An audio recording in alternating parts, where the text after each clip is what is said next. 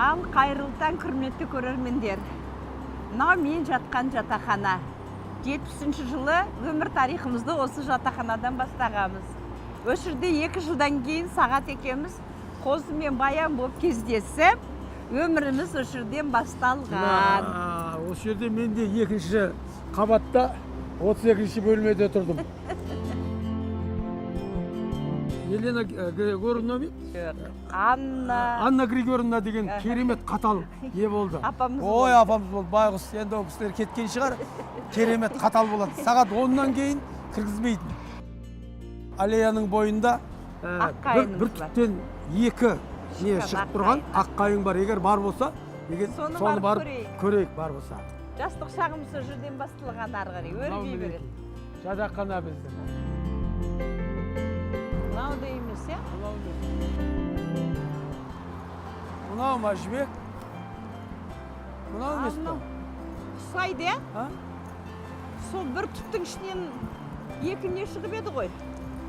Ай, осы шығар осы. Кім біледі, бұған да 47 жыл болды ғой. Осы болу керек, негізі?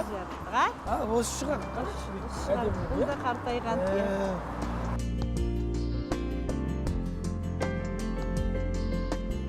Осы болу керек енді. Осы шығар енді. Бұл енді осыдан 46 жыл бұрын ғой. 46 жыл бұрын ол кезде жіңішкелеу болды. Қазір осы болып тұр. Осы шығар енді, өсті ғой. Бұл да қартайып келе екен біз сияқты. Әдемі қартайып келе екен өзі, ә? Күзге қарай түскен кезде мынан қабыршықтарын жазғандарымыздың бәрін бір есіңде ме, бір жинап алып едік қой? Ана Төлеген ағамыздың керемет өлеңі бар ғой. Аққу мойын, ақ көйлекті қайыңдар, дәл сендердей менің де аппақ айым бар деп.